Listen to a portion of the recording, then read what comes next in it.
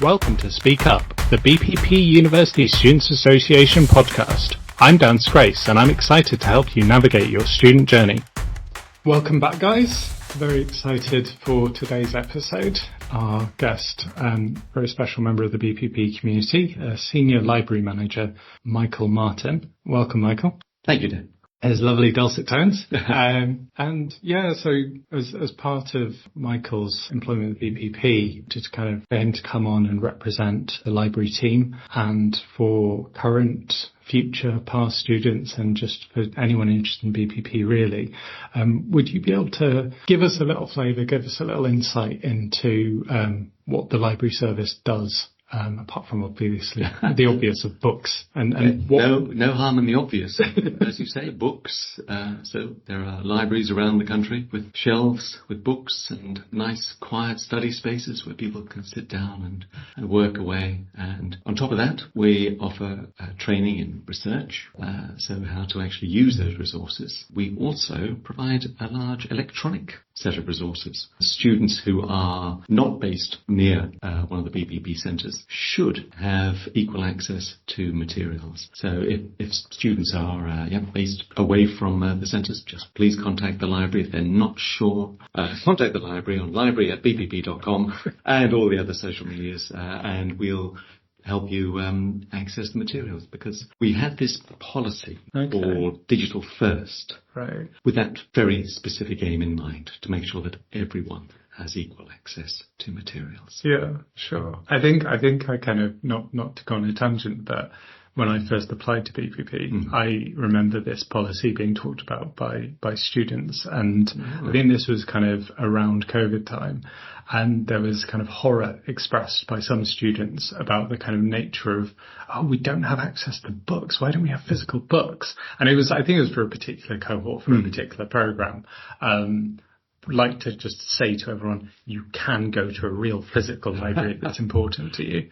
But I actually found that throughout pretty much the entire duration of my course, I capitalised on those digital stuff way more than I did physical books. The COVID thing was a good example, of course, because everyone suddenly had to go digital. Yeah, can't share books. You can't have people touching the same books. No, difficult to claim books. When we came back, we had a policy. They had to go into quarantine, the books. For like a set 72-hour period. That was it, yes. Yeah. So they couldn't be used after that. But during the height of it, when everyone was sent home, we did have this large digital resource. That grew suddenly, or was it already kind of very much in place? I mean, because BPP is quite a modern organisation anyway. We had some... help from the publishers, actually. They were quite generous and changed some rules and allowed us to, and some digital platforms to allow us to give a bit more access. That did happen too, so that was a nice side of the crisis. Yeah, I think there's kind of awful things about COVID, but there were a lot of silver linings as well. It wasn't all negative, as traumatic as obviously it was for society and for individuals. Yeah, people wanted to help each other, and it wasn't always easy because we couldn't all volunteer in the health service, but just making other people's lives a bit easier. Yeah, people did step up and do that. What do you feel are some of the challenges that the library faces? Following up from the digital convenience, one of the challenges there is getting choice. And that sounds a little bit odd, but not everything is available through the same platforms or the same routes. So you can't just rely on digital access. Yeah. So that seems strange when you're going into the middle of the 21st century, that you can't rely on that. And you do have to think about print books as well and print materials to get the best stuff. But then, as I say, you have to balance that with what distant students need. So it's not... I mean, this is it. I think in some ways, I wouldn't say distant students are necessarily at a disadvantage, because I know it's more complex than that. But there are going to be assets that are physical and physical only, and difficult to then digitise or make available, even if you can't. I mean, I imagine there's kind of publishing rules and so on in place. Exactly, licensing. I guess with Digital First, you have to say that you give people an equal access. It may not be the same. Sure. But you have equal. So perhaps you can't get this article. Okay. But you can get this article which is similar You'll have to make a judgment yourself, of course. Is it of equal value? And this came out last year, and of course is another challenge which all big firms are facing. The British Library were very badly hacked last year, and this affected their interlibrary loan service, which is a fantastic resource when it's working, and it's just coming back now. But for a long time we weren't able to get people articles from particular publications we didn't subscribe to. Oh, wow. Whereas before then, we would have said, yeah, just let us know what you need and we'll call it in from the British Library. But they couldn't do that. I vaguely heard something, but that's amazing, and such a sort of quite serious immediate impact for students and for the library staff. And for the students. Then the students had to make this decision. As you say, forgive me if I sound Pollyanna-ish, but there's always a bright side, and that is students have to think, and tutors and library staff have to think, well, is there something equally good? Was I just unadventurous, not venturing beyond this author or this article? Yeah. Is there something which I could use to equal effect? Yeah. No, for sure. I think as someone who's a little bit stuck in the mud sometimes, I can definitely think how I would find that quite challenging if a staff member suggested that I might not want this particular thing. But I found, through my studies that often, actually, if you look at the bigger picture, most of the time that approach probably is closer. Yeah. It's feasible. Exactly. Yeah. We've sort of touched on this as well, but I wondered, like you said, that there's still these kind of issues with people like and need paper books. But how do you see libraries and also sort of specifically the BPP library service evolving in the digital age? I mean, you've brought up a very modern issue of the British Library being hacked. Yeah. Where do you see things going? Are we going to have kind of AI librarians in the future? Let's not rule anything out, but AI is the big issue, of course, and it's already affecting us. I know in academia, the tutors are working with it. We've got a Centre of Excellence here at BPP, which addresses it and runs courses to help understanding. But of course, we know that it's moving so fast. You can be aware of a challenge and then they'll think of another one. Yeah. But one of the challenges which students are facing and which we're facing is the hallucinations. And we have had a few requests for articles and books which don't exist.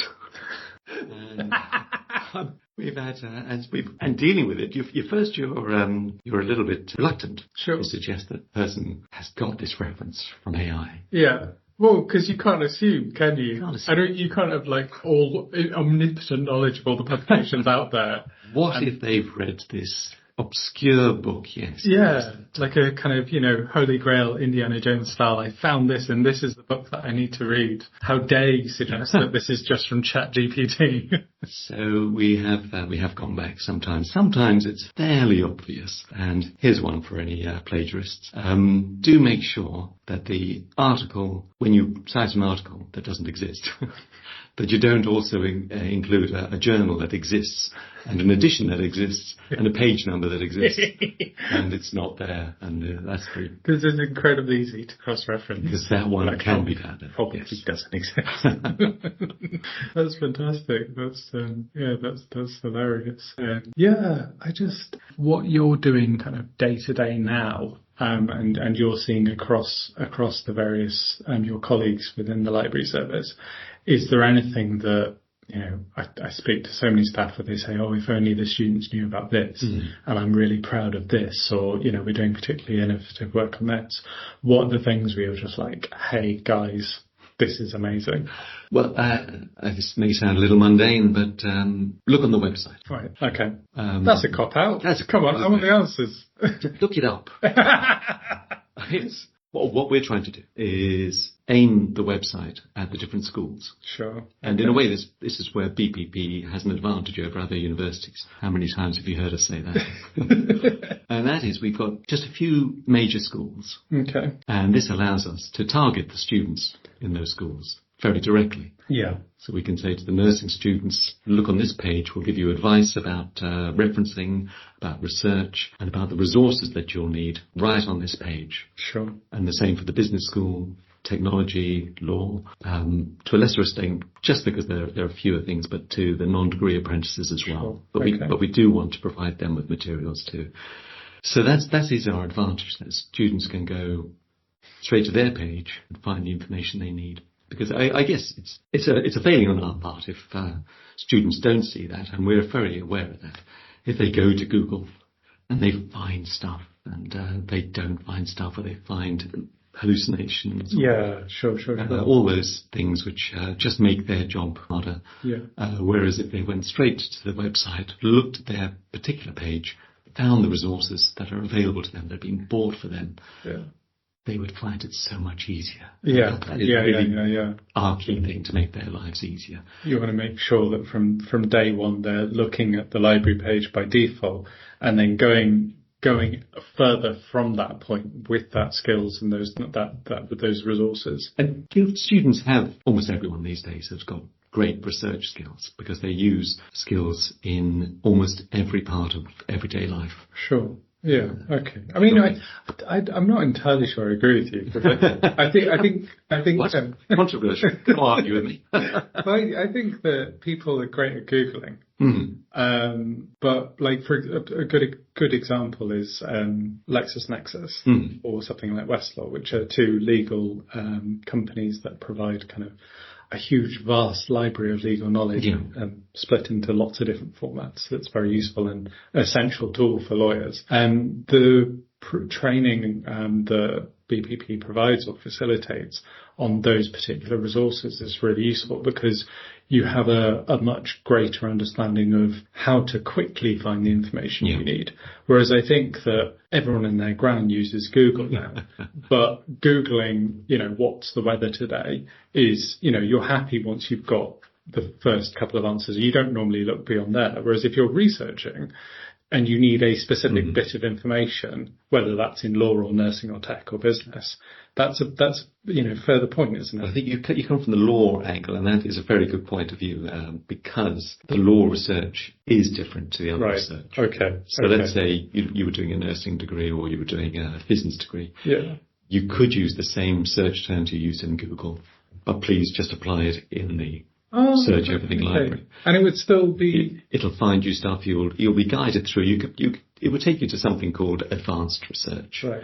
And you'd be guided through how to split up your search terms. But you could just slam in a few phrases in the beginning, and it'll be absolutely different. Yeah. Law is different, yeah. And you're quite right. So if you are doing a law degree, look at the guidance set up by my colleague Greg Bennett, one of the excellent videos. Yeah. Shout out to Greg. And he'll guide you through those steps, because yes, that is a different case. Somebody can't just sit down and find the stuff they need. Yeah. And one of the things I wanted to give you the opportunity to talk about was the Great Reads project. Oh yes. For any, I know a little bit about it, but I wanted to ask you, what do you know of that? How have you been involved in that? And, where do you see it going? Been involved. Well, it's Eleanor Keene's baby, but you're close colleagues with her. She's a wonderful colleague. She works at the London Central, Holborn. Eleanor Keene, that's right, she's the librarian there. She set up a Great Reads project. And in response to student requests and student feedback, we sometimes think, well, we're a serious academic library, we must only have academic texts. Anything else is just a bit silly, and we better not cater to that sort of thing. But we got very genuine feedback saying people sometimes just need to relax.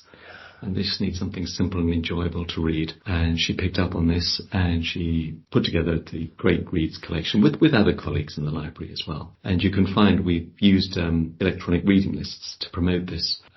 So if you're using those electronic reading lists, they actually prepare you for some of the work you might have to do in your studies as well. Yeah. But she relates them to different campaigns, so Black History Month, that sort of thing. She gets in a number of books, and because we have students from overseas who might appreciate something a little presented differently, more simple vocabulary, that sort of thing, just to help them get into well, when you English language is second or third language, it can be helpful to have a book that is kind of, still at a kind of reasonably high reading level, but isn't necessarily the dry academic text that you're being asked to read. And they're aimed at adults, and but they're supposed to be enjoyable. They're not going to tax you too much. Yeah. And so, that was direct response to student feedback. They wanted something just to sit down, sometimes relax and have a read of, which we're more than happy to support them in. Yeah. So have a look out for the Grey Read. So in Holborn, I know they're headquartered there, but they're also in other centres, right? They are, and if there are some electronic versions as well. Shepherd's Bush, where I'm often to be found cowering away in the library. We've got a few of the great reads. Eleanor sent me a few, so she arranges for them to be sent around to the different libraries. We try and respond to the local needs, so making sure that. So if you don't have one at your campus, then please do get in touch. Yeah, talk to the librarian there, because it's always lovely. The library team always love to talk to students about reading. Yeah, and that reminds me as well to say get in touch with the podcast as well. If you particularly enjoyed this episode, or enjoying this episode, I should say, or if you're kind of want to if you have any feedback, suggestion, comment, question for future guests, drop a message or send in a voice message to BPP Student Association on Instagram. How do you in the modern world do you feel that has how important do you think libraries are? They're important parts of education, and the public library sector is obviously something which I'm sure everyone's aware has been affected by cuts. What's their value? You could say they're nice spaces, they're social spaces, but they're also the places where people can often begin their education. And one of the, it's an old cliche, but often cliches are true. No one questions why you're going in there. So if you go into university, you have to pass certain or show meet certain criteria. You have to pay, of course. You have to do all those sorts of things to get the right to go to the university. School, you have to, even the public schools system, you have to pay. Not pay, but you have to, apply and get into. But the library, no, you just walk in and it's all there for you. Yeah. Just sit and read as many books as you want. They let you take them out as well. And they do lots of other social stuff. And I used to work in the public library and had great fun there. My favourite bit was the rhyme time, which I'm more than happy to bring into... Rhyme time? Rhyme time. Are we talking kind of librarians rapping? What's rhyme time? Rhyme time, that's for children. It's it's nursery rhymes. Oh, okay. That I know it's my imagination is wild. It's like rhyme time. I'm not going to start rapping. But yeah, that's cool. So is it like, so I mean, so you've always been a librarian? Well, since I left the John Lewis Carver department, yes. Oh, fantastic. I didn't realise you'd started in John Lewis. And then so John salesman and then through to library centres. Yeah. Fantastic. Okay. That takes me on to my last question. I don't mean it that way. What's your favourite all-time book? I mean, we're not doing a full-on Desert Island Discs, but if you had to pick just one.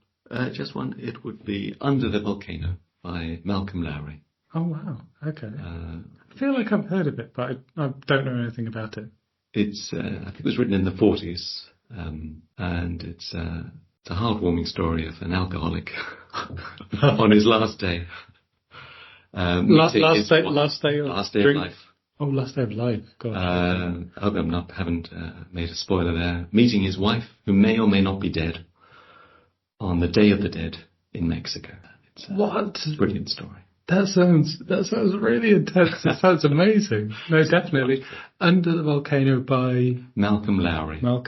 Who was writing from personal experience. Oh, wow. No, brilliant. Okay. Well, thank you for the recommendation. Always keen. Perhaps it should be a recurring thing. I think I might ask future guests what their favourite book is. Sounds good. I think it's kind of, it's a defining aspect for me, it's a defining aspect of someone's personality. It tells a lot about someone, what their favourite book is, I think. I mean, I'll when I do read it, and I will read it, I'll be thinking back to this conversation and hopefully not judging you too harshly. Yes, Michael, thank you so much for being a guest on the Speak Up podcast. And now it's goodbye from me. And thank you very much, Dan, for having me. And goodbye. Stay tuned, be sure to subscribe, and let's ensure every voice at BPP University is heard. Thanks for joining us on Speak Up. We'll catch you on the next one.